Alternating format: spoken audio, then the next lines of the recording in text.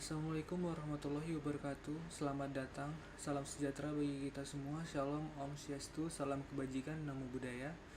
Puji syukur selalu saya panjatkan kepada Allah Subhanahu wa taala dan terima kasih telah memberikan saya kesempatan untuk melakukan presentasi video terkait hasil penelitian tugas akhir saya. Yang saya hormati Bapak Rio Wirawan Eskom MSc sebagai Ketua Program Studi dan Bu Iin Ernawati Eskom MSI sebagai dosen pembimbing saya. Terima kasih yang sudah berkenan hadir. Terima kasih juga untuk teman-teman yang menonton dan mendukung saya di sini. Perkenalkan, nama saya Mas Roy dari D3 Sistem Informasi Fakultas Ilmu Komputer Universitas Pembangunan Nasional Veteran Jakarta dengan NIM 20150501007 yang akan mempresentasikan tugas akhir yang berjudul Peranan Sistem Informasi pada Peningkatan Pelayanan Pelanggan pada Toko Besi Tua melalui Website Company Profile. Pada bahasan pokok di judul ini ada 5 buah. Yang pertama ada pendahuluan, lalu tinjauan pustaka, setelah itu ada metodologi penelitian, di bab 4 ada hasil dan pembahasan, dan terakhir penutup. Selanjutnya kita bahas mengenai bab 1 pendahuluan di latar belakang masalah. Presiden RI kelima Kiai Haji Abdurrahman Wahid mengatakan untuk mencari tahu manakah satu di antara sekumpulan pemuda yang berdarah Madura, lemparkan saja bekas besi tua yang menoleh lebih dulu, itulah pemuda Madura. Katanya, besi tua memiliki komoditas pasar yang tinggi. Kementerian Perindustrian menyatakan produksi baja nasional pada tahun 2015 sebesar 7 juta ton, dengan produksi bahan baku 2 kali lipat kebutuhan bahan baku besi tua diperkirakan meningkat menjadi 14 juta ton.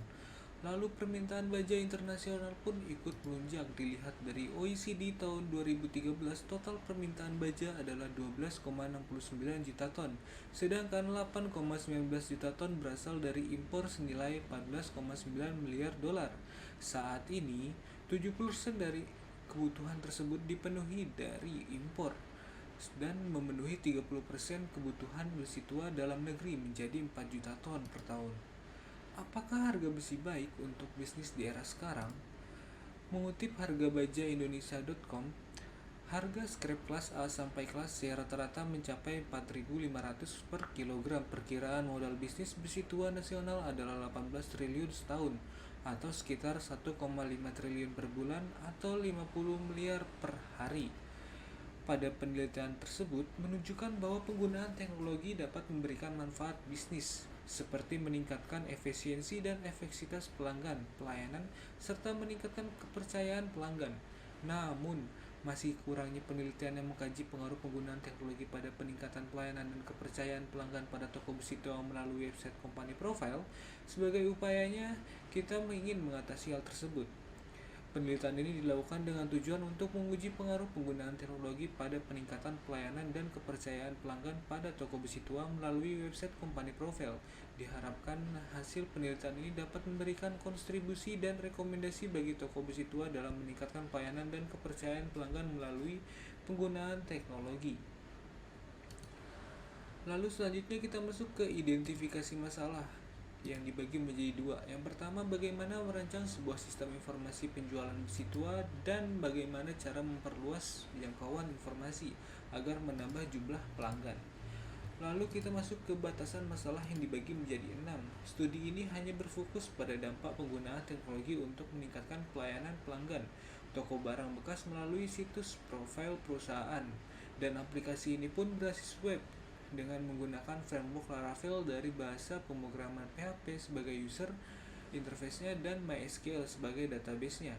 Penelitian ini dilakukan di toko besi daerah Jabodetabek saja. Aplikasi ini hanya bertanya seputar barang, pengolahan data inventaris, pengadaan barang, pemesanan barang, dan pelaporan. Kajian ini hanya membahas pengembangan sistem informasi manajemen yang terkait dengan halaman profil perusahaan. Responden terbatas pada pelanggan scrap dealer yang menggunakan website Company Profile sebagai sarana informasi dan transaksional. Selanjutnya kita masuk ke tujuan. Tujuan dari penelitian ini adalah untuk mengetahui pengaruh penggunaan teknologi terhadap peningkatan pelayanan dan kepercayaan pelanggan pada toko besi tua melalui website Company Profile. Selanjutnya kita masuk ke manfaat penelitian. Manfaat penelitiannya ada 5 buah. Yang pertama, memberikan pemahaman yang lebih mendalam tentang dampak penggunaan teknologi untuk meningkatkan pelayanan pelanggan dan kepercayaan pada toko barang bekas melalui website company profile. Yang kedua, kami mendukung toko barang bekas menggunakan teknologi melalui website company profile untuk meningkatkan kualitas layanan pelanggan, memberikan kontribusi dalam mengembangkan ilmu pengetahuan dan teknologi di bidang administrasi, khususnya pemanfaatan teknologi informasi di bidang bisnis. Yang keempat, memberikan rekomendasi jasa pada toko dalam menggunakan dalam pengembangan strategi pemasaran digital dan sistem informasi manajemen yang lebih efektif dan efisien. Yang kelima, mengembangkan strategi pemasaran digital di halaman profil perusahaan untuk meningkatkan loyalitas pelanggan ke toko barang bekas. Baik. Selanjutnya kita masuk ke bab 2, tinjauan pustaka. Di bagian teori, ada penjelasan mengenai perancangan yang dijelaskan oleh Adi Guna pada tahun 2018 yang menyatakan bahwa perancangan adalah proses mendefinisikan suatu yang akan dilakukan dengan menggunakan berbagai teknik dan termasuk penggambaran detail arsitektur dan komponen serta kendala yang terlibat. Lalu di konsep sistem informasi kita bagi menjadi 3 buah pokok. Yang pertama ada sistem. Sistem adalah kumpulan yang terdiri dari beberapa komponen penting, biasanya terdiri dari perangkat lunak, software, dan perangkat keras, menurut Hamidin 2017. Lalu informasi, data yang diproses untuk digunakan dalam proses pengambilan keputusan. Nilai informasi yang dijelaskan sangat penting untuk pengambilan keputusan. Data adalah realitas yang menggambarkan entitas nyata dan harus diperoleh terlebih dahulu untuk menghasilkan informasi, menurut Fauzan pada tahun 2020. Selanjutnya kita masuk ke sistem informasi. Menurut Tafride Yuziri, sistem informasi adalah data yang telah dikelompokkan, diolah, dan diorganisirkan secara runtut sehingga dijadikan sebagai informasi penting yang saling berkaitan satu sama lain dan kemudian memiliki arti bagi orang yang menerimanya. Menurut Nugroho tahun 2018, berdasarkan pendapat ahli tersebut, dapat disimpulkan bahwa sistem informasi adalah sekumpulan informasi yang saling berhubungan dan diperlakukan sebagai informasi yang berharga dalam pengambilan keputusan. Selanjutnya kita masuk ke pelayanan pelanggan. Pemanfaatan teknologi pada toko barang bekas melalui website company profile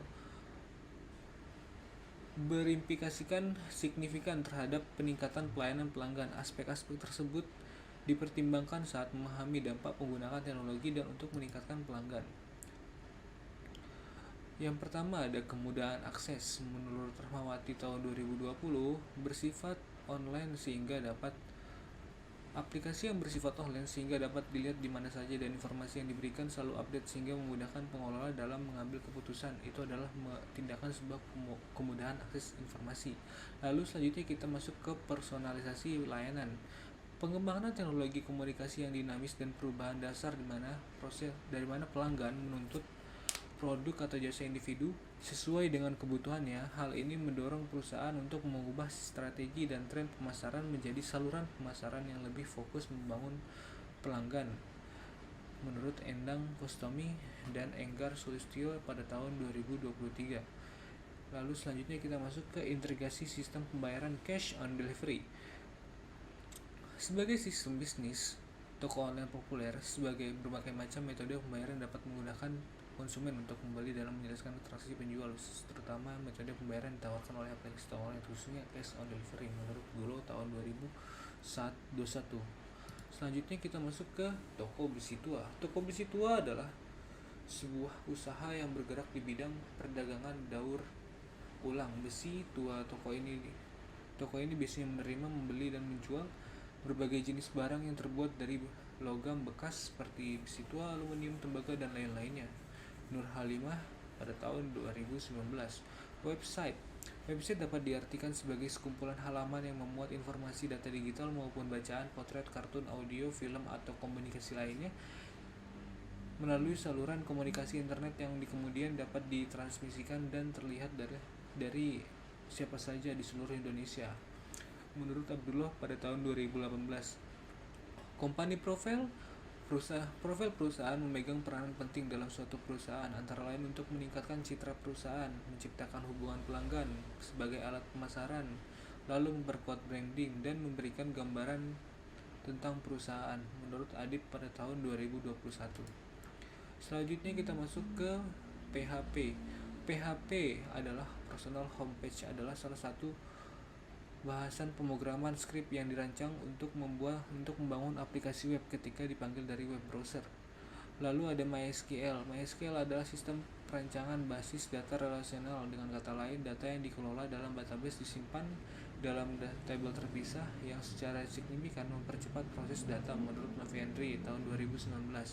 Framework Laravel adalah pengembangan website berbasis MVP yang ditulis dalam PHP yang dirancang untuk meningkatkan kualitas perancangan lunak dengan mengurangi biaya pengembangan awal dan biaya pemeliharaan untuk meningkatkan pengalaman bekerja dengan aplikasi dengan menyediakan sintaks yang ekspresif, jelas, dan menghemat waktu, menurut Abdussalam F. dan Saputra pada tahun 2018. Lalu kita menggunakan metode waterfall. Metode waterfall yakni metode penggunaan sistem yang pada setiap fasenya harus dilakukan secara beruntun. Adapun tahapan metode waterfall menurut Ian Sommerfeld pada tahun 2010 yang melalui tahap-tahapnya bisa kita lihat dari gambar berikut, yaitu yang pertama ada requirement analysis, lalu ada system dan software design, lalu ada implementation, lalu ada system testing dan operation dan maintenance di bagian akhir. Baik, selanjutnya kita masuk ke Pages. Pages adalah salah satu metode yang umum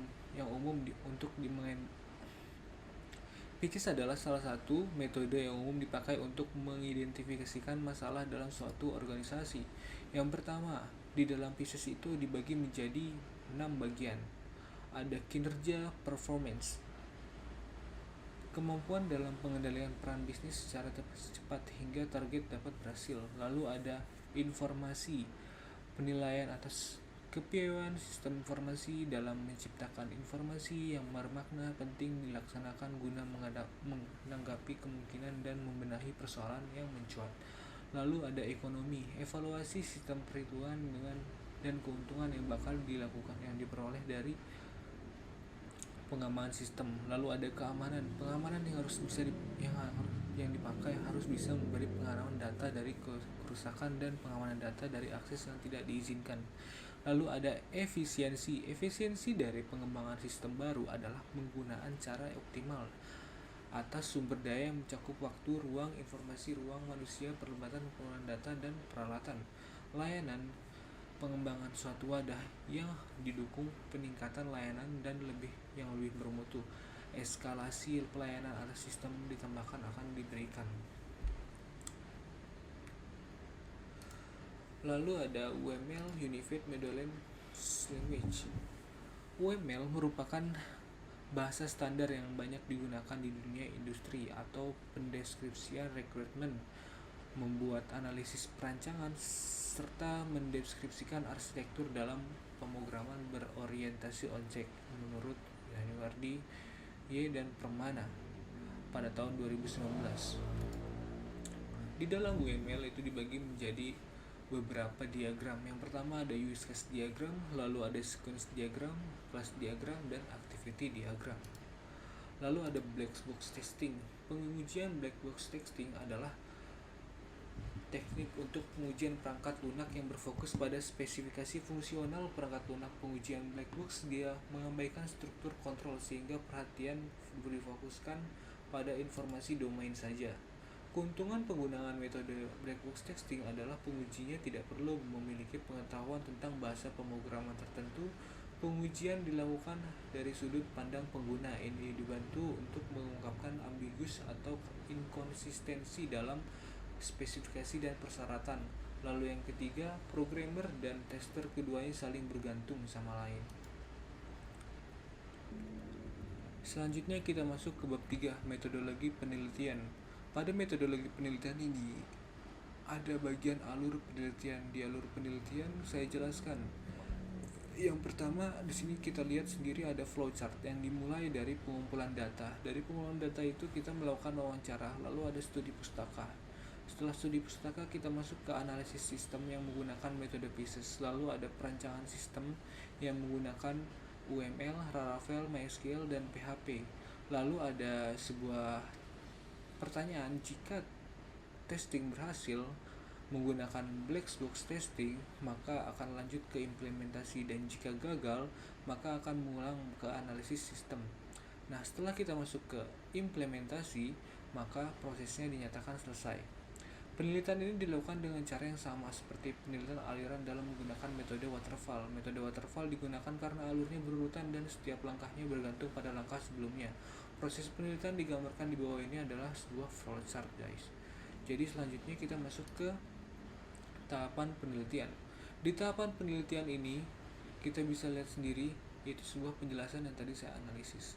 Lalu selanjutnya kita masuk ke alat bantu penelitian. Di alat bantu penelitian adalah sebuah perangkat yang saya gunakan ketika mengerjakan tugas akhir ini. Yang pertama itu ada hardware. Berikut adalah spesifikasi hardware yang saya gunakan dalam penelitian ini. Yang itu ada laptop ROG Strix G512Li, lalu ada dengan prosesor i7 dengan refresh rate-nya 2,59 GHz, lalu ada RAM 16GB dan hard disk-nya 512GB. Lalu ada softwarenya yang saya gunakan, itu ada XAMPP, Laravel, Visual Studio Code, dan MySQL. Lalu jadwal perencanaan kegiatan penelitian. Kegiatan ini dilakukan selama 2 bulan, dari bulan April, Mei, hingga awal Juni. Tapi awal Juni saya tidak masukkan. Di awal April saya melakukan pengumpulan data dan studi pustaka. Setelah itu saya masuk ke analisis sistem dan perancangan sistem. Lalu di awal bulan Mei saya masuk ke bagian testing dan implementasi.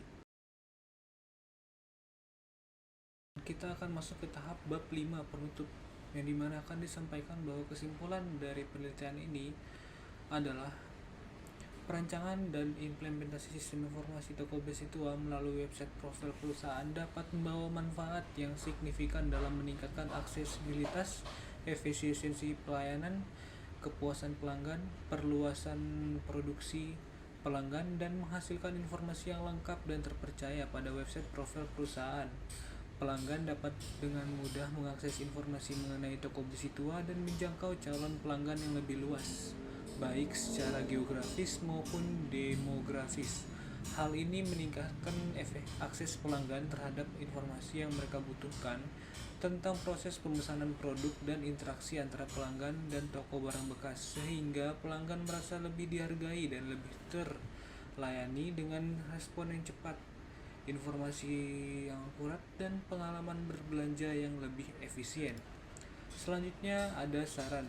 Adapun beberapa saran yang dapat penulis sampaikan terhadap perancangan sistem informasi pada peningkatan pelayanan pelanggan pada toko besi tua melalui website company profile sebagai berikut.